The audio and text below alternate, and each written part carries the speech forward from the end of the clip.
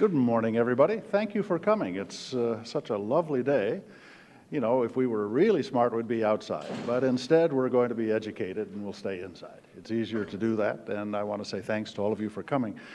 Before we do public events, we always have a little safety announcement. I'm your responsible safety officer for today. Nothing's going to happen. I want you to know that. But if something does happen, I'm going to ask you to follow my directions. The exits are right back here. The stairwell that goes down to street level is right off from that exit.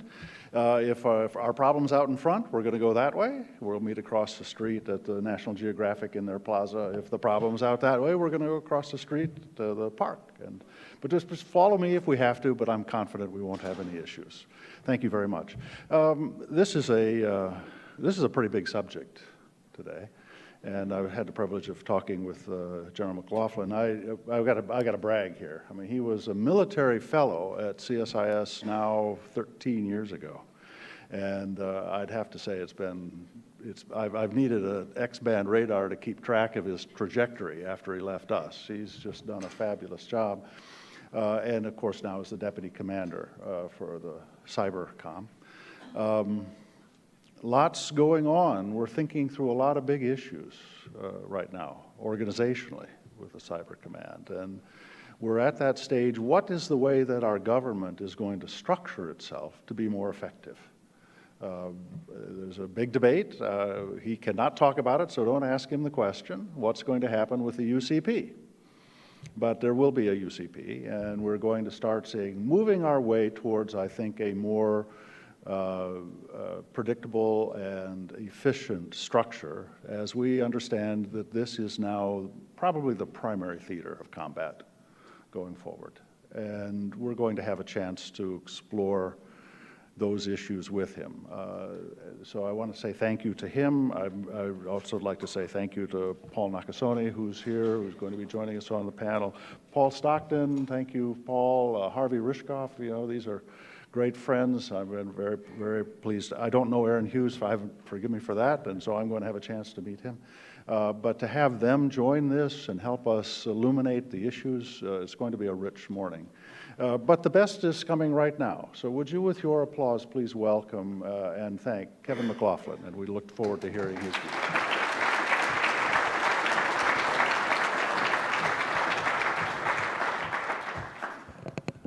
Dr. Hamry, thanks for the great and kind welcome.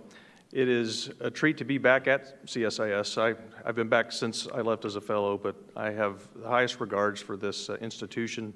You play such an important role in very complex matters, and the topic we're going to talk about today is an area where I know you continue to lead. Senator Warner, it's great seeing you today as well, and thank you for all your service and your leadership in these areas as well. I know you have more to give too, so we're looking forward to that. Before I get into my remarks, you know, information sharing has been a big deal in this area, and CSIS is a great in the information sharing, and today you're broadcasting this out over the internet, and sitting in Chandler, Arizona is my mom watching, and so hi, Mom. But what I would ask, if any of the critiques that are on the negative side, please don't put them on the internet. She'll be watching, and you'll probably hear from her. So, well, today what I'd like to do is to hopefully tee up some of the thorny issues and the hard work that's going on the DoD side of things in cyberspace, and really maybe tee up the panel that's going to come subsequent to my remarks. I'm going to accomplish two things at the same time. The first, I'm going to give you a broad overview of the 5 goals that were just recently articulated in Secretary Carter's when he signed the new Department of Defense cyberspace strategy. And so as I kind of go through those, in each one, I'm going to go into the details of U.S. Cyber Command's our mission, what we're focused on, and sort of in the context of that broader strategy. And at the end, what I want you to do is know what our mission is, what's different between what DoD, the Department of Defense, is doing in cyberspace than other parts of the government, and to understand where we are in the generation of the capacity and capability that we need in this area of operations. So if that makes sense to you, that's the way I'm going to proceed. So this new strategy that just came out, the first thing that it really, it acknowledges that within the Department of Defense, cyberspace is a domain of operations. And so for us, there are a lot of common areas in terms of how we think about operations in all the other domains with cyberspace. We're trying not to reinvent the wheel in those areas that we don't need to, but there are a lot of unique parts and unique aspects of this domain and how we operate in it, and we're certainly having to account for that. And so with that as the backdrop of how we think about cyberspace in general, let's talk about the first goal that's in this new cyberspace strategy, and that is focused on building within the Department of Defense capability and capacity to operate in cyberspace. And so there's a significant amount of investment occurring right now in the department and a lot of activity, not only within Cyber Command, but within the service components that support our command. And I want to just explain what a few of those are to you. You may have heard about some of them, others perhaps not. The first is, starting in fiscal year 13, even with budgets tight, resources tight, the department embarked on a journey to create between fiscal year 13 and the end of 2016, 133 separate cyber teams. And we're generating over 6,200 additional operators from all the services to man what we call the Cyber Mission Force. So these cyber teams are being provided by all of the military departments. So each of the services have roughly built about a third of those teams. We're over halfway through the creation of those teams. By the end of 2016, all the teams will be in place and at initial operating capability, and by around the end of 2018, we expect all of those teams to be at full operational capability. So this is probably the major element of what we would consider our tactical force that did not exist before 2013. So you can imagine the work that's occurring right now to basically generate the ability to bring on board all of these men and women that comprise these teams, to get them trained, get them into teams that never existed, and to begin to use and operate those teams. And what's happening right now as we create them, we're already using them. So these teams, and as I talk about our mission, I'll describe what these forces are already doing, even though we're just barely halfway through the build of the Cyber Mission Force. The other thing that's occurring and we're spending a lot of resource on is we are generating the ability to then train and exercise and ensure the readiness of these teams. So if you think about all the ranges that exist, we have Fort Irwin where we train advanced training for the Army. We've got the Nellis Test and Training Range where they do it in the Air Force. We're doing the same thing in cyber. We're creating the environments, the range environments, the capacity to build, have opposing forces or aggressor forces to build scenarios and to let our people, both individuals and sub-elements of these teams, and then multiple teams, plug into an environment and train in a realistic manner. And to do it, what we're resourcing now is the ability to do that 7x24. 7 days a week, 24 hours a day. We want people to be able to log into this environment, any place where they live in the world, and do realistic training. As you can imagine, the need to have the sophisticated technical skills, along with what's growing is the operational art about how this works, have to be tested and trained, and our people have to prove and demonstrate that they can do their job in a realistic scenario. If I mentioned that this force is the tactical force, well, in all military operations and domains, you also have to have the ability to take guidance from higher headquarters and combatant commanders and translate that into plans and then operations and command and control forces. Well, we're creating that layer as well within the Department of Defense. So between U.S. Cyber Command, between our components and the combatant commands, we're generating both the ability to conduct planning and to oversee operations and to command and control very complex operations, not just cyber alone, but cyber operations that are integrated in with the other domains of operations. That is something that's evolving just as rapidly as the creation of these forces. It's not simple. It's sometimes controversial. There's debate about how it ought to be done. But we are moving from the debate intellectually to now that we have forces, what we're doing is the way the military always operates. We're letting practice, actual experience and operations inform how the doctrine ought to be shaped. And we're really in that stage now, and that's an exciting area that's evolving rapidly. The last thing I want to mention to you here, just so, because I do want to make sure we have plenty of time for questions, and that's culture. Part of building capability and capacity in this area is thinking about the culture that is required to have cyberspace as an operational domain. And there's two kind of key areas there. The first is thinking about this as an operational domain drives a different culture than if you think about it just as a communications and information technology domain or just an intelligence operations domain. It's not really a functional area for us. It's an operational domain. So thinking about how military forces operate and plan and what type of doctrines required, that is a different approach to operations in this domain than the way we perhaps have thought about it in the past.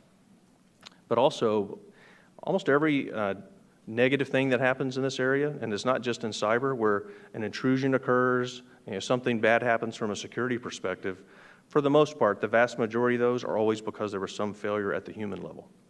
Somebody clicked on a spear phishing email, they had a practice that was not an accepted practice, they didn't have their cyber terrain upgraded or patched appropriately. All things that we know to do, typically the problems that we have is because that wasn't followed through on. And often the leaders of those organizations didn't make it a priority. Most organizations in the military aren't cyber organizations. They do other missions, but they all now are part of the cyber domain.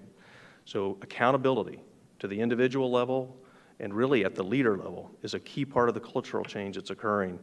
And we're beginning to see, if there's an inspection or if there's something that happens where there's a weakness out someplace in the field, that's getting visibility very rapidly, and senior leaders are held accountable for this mission as well. It's quite different than what we would have seen in the past, where perhaps it would have been the J6 or the communicator in the organization that would have been held accountable. We're now holding leaders accountable. And I think that principle is important, really everywhere, not just in the military.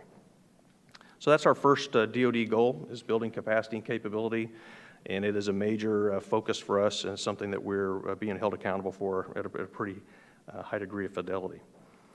The next three parts of the goals really align with our missions. I'll just go through them quickly, but that first mission of U.S. Cyber Command in the top priority, from Secretary Carter, is the second goal within the DoD strategy, and that is to defend the DoD information network and to secure the data within that network. So job one for our forces as we build these teams, as we organize ourselves, is the defense of the DoD information network. And that's not just the IT network that connects our computers where we send email back and forth and where we log on to applications. It's all of the ways that we connect platforms, that are command and control systems, everything that either uses computers to communicate or have computers or embedded controllers in it is part of the domain that we're responsible for defending. And so it is our top priority. We're increasingly attacked in this area, so the threat is significant across a range of types of threats, and it is something that I get asked quite a bit, what keeps me up at night? It's this mission area that is most important, and it is the one that probably keeps us up most at night, and that is, are we ready and will we be ready to take these new forces and to ensure that we are able to defend this critical part of the Department of Defense's mission? The second mission of the command, but it's also linked up with one of the goals of the strategy, is to make sure that we do full spectrum planning and build viable options in the cyber domain that we could use in support of combatant commanders around the world. So these forces and these cyber mission force teams and these intermediate headquarters, they are all linked to a combatant command because those are the commanders that we charge with operating inside the military, and we're bringing the cyber capability that each of them need. And so the key for us is to make sure that our capabilities as they grow are integrated in with their plans, that they're integrated in with their operations, with their exercises and training, so that each of those combatant commanders has the ability to operate in air, space, land, sea, and cyber. It's just that our command is charged with bringing those teams and that capability forward. And that's the second area of our mission focus today. The fourth goal within the cyber strategy and our third mission is probably the one that's the least developed at this point, but it's also very important. And you will still see things in the open about it, and that is to defend the United States against cyber attacks of significant consequence. Now, I do want to be clear, as in a lot of audiences, the responsibility of DoD in this area versus the Department of Homeland Security or the Federal Bureau of Investigation or other parts of government is sometimes not clear. So again, our main job is defending the DoD information network and providing capabilities to combatant commanders. But in this third mission, if there was an attack of significant consequence, we are building the quick reaction forces and the capacity to defend the broader United States against an attack. It could be an attack against critical infrastructure. It could be something that rises to a certain threshold where we will be asked to come in and assist. In every case that we currently imagine, we would do that in support of another government agency.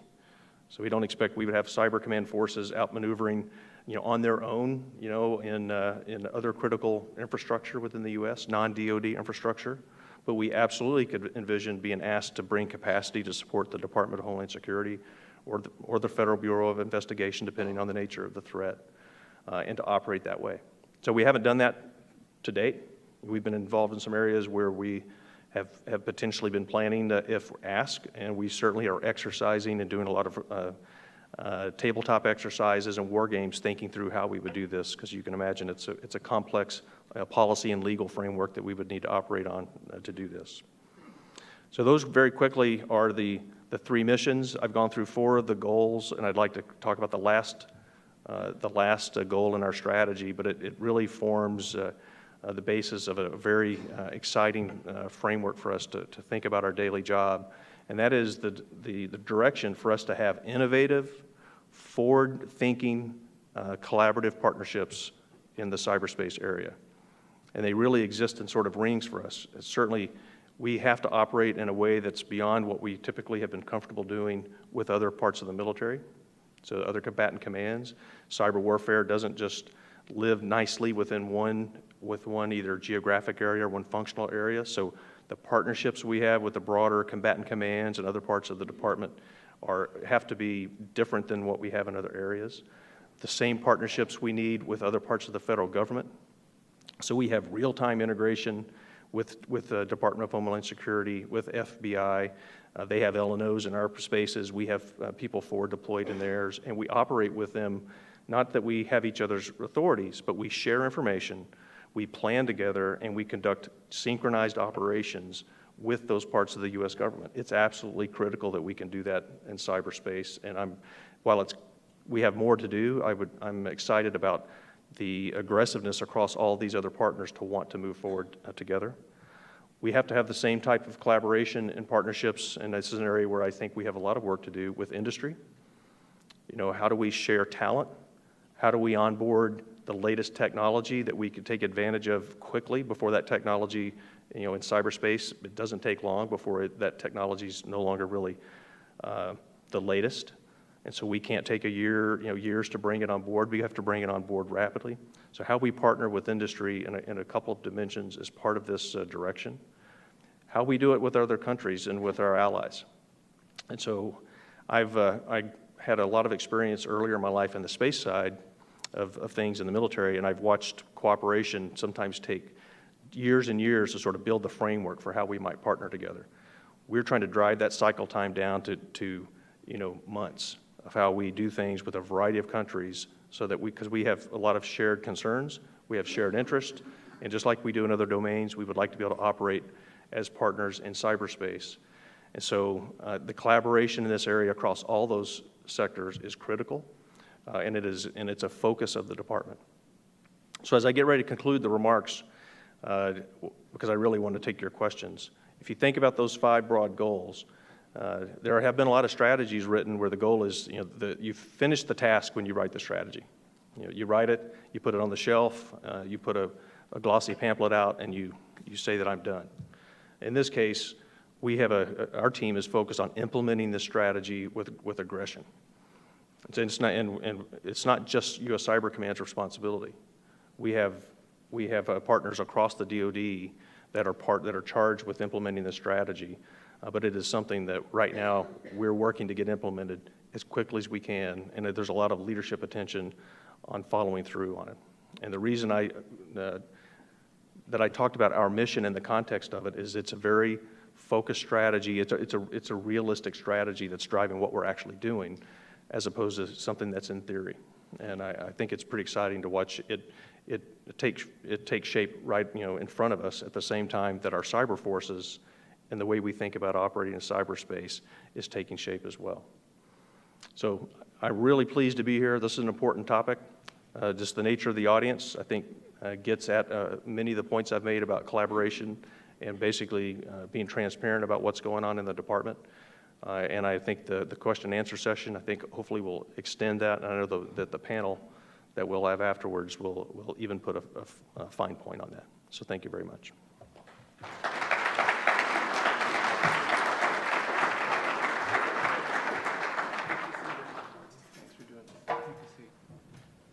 I'm supposed to interference. I don't think I really have to, but that was a great presentation. And why don't we, I have a lot of questions, but let's give you the first crack and see what you've got. Oh goodness, how about that person there? Go ahead, if you could stand up and identify yourself. We have microphones that are coming.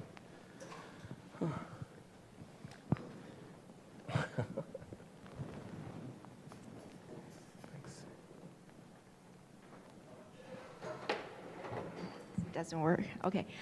Thank you. My name is Xue Jiao from China Central Television. As we know, the United States and its coalition continue airstrikes against ISIS. But at the same time, we can see the threat of cyber attack from them. For example, the FBI was warning that a group of ISIS hackers is threatening U.S. government website. So how much do you concern about this, and what kind of measures of role does U.S. Cyber Command play or have against ISIS? Thank you so much. Sure, thank you.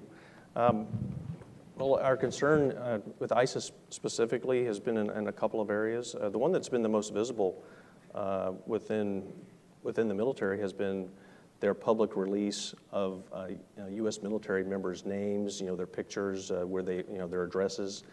They're trying to generate fear, among the people that do the job. So that has been, Cyber Command has had not much responsibility there. The real issue there, that's a department-wide concern. But that is an example of how ISIS is using cyberspace and the information that they can pull from cyberspace to generate a threat. Where you move directly into Cyber Command's responsibilities or concerns is if you see any actor, could be a non-state actor like ISIS, if they mature their ability to where they could actually move beyond, I'd say website vandalism, nuisance type of attacks, but move into where they could actually increase their skill, like we see from other actors, where they could actually threaten the network, do a destructive attack in cyberspace. Those are all things that we see occurring in this area. So we watch very closely of any actor, including ISIS, to see do they have the desire to move to that level, and then would we be ready to counter that if they did? And so today I would say we're watching closely.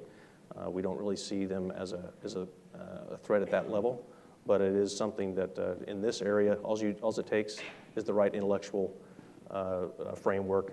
You can get there very quickly in cyberspace, so it's not something that we discount as a potential concern. Okay.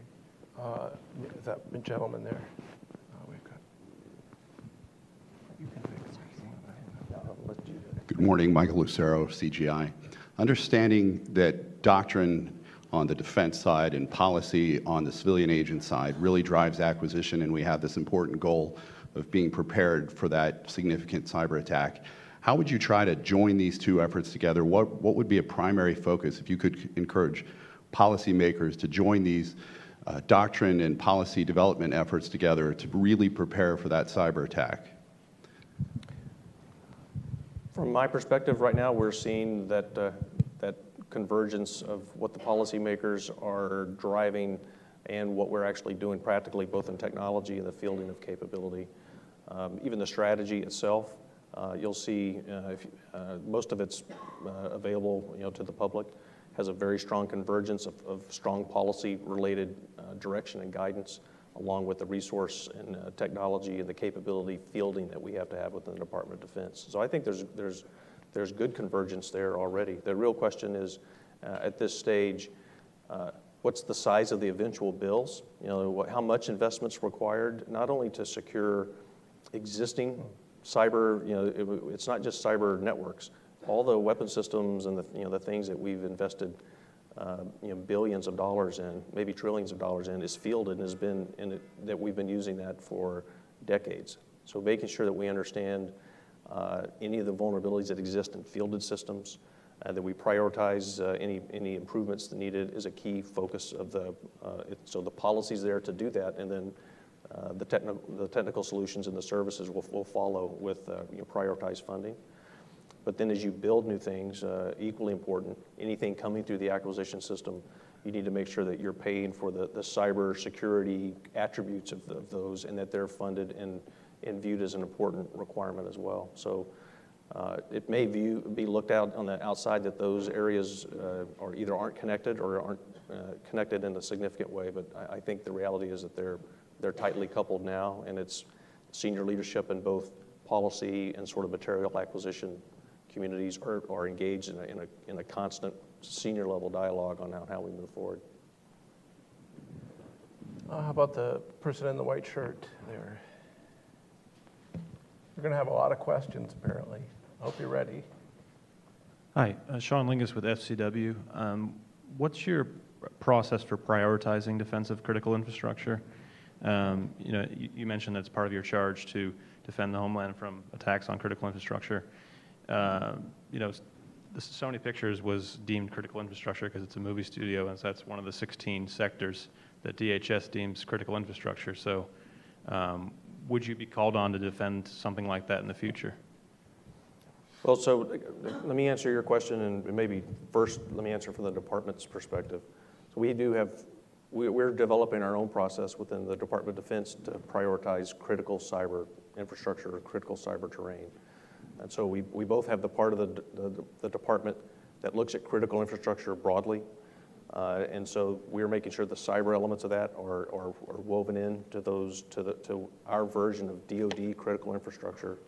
But we're also learning if you are charged to defend a specific mission area, for example, or a platform to take like a missile defense network, we have invented, at least for our way, to go into a complex network like that and prioritize the critical terrain within a distributed complex network to understand what has to exist and be functioning in the face of an attack. And, how do you make that part resilient? How do you actively defend it so that a commander can still get his or her job done when that mission has been threatened or is under attack?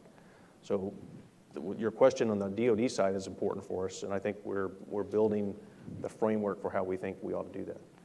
Within the broader U.S. critical infrastructure, there's the prioritization there, again, happens ahead of cyber, but DHS, really, the Department of Homeland Security, I think is the primary part of the U.S. government that's touching each of those critical infrastructure segments. They talk to them routinely, they generate exercises and training, and so they're the main locus of activity there. Our job really is trying to understand if we're going to have responsive forces there that are going to have to respond, how do we make sure that the people that are on those teams are trained and ready? For example, industrial control systems. It's quite likely that terrain could involve those networks that monitor power, electricity, transportation. And so that type of terrain is a little bit different than normal networks. And so we're building teams that understand the industrial control systems, the embedded controllers there, and how they operate and how you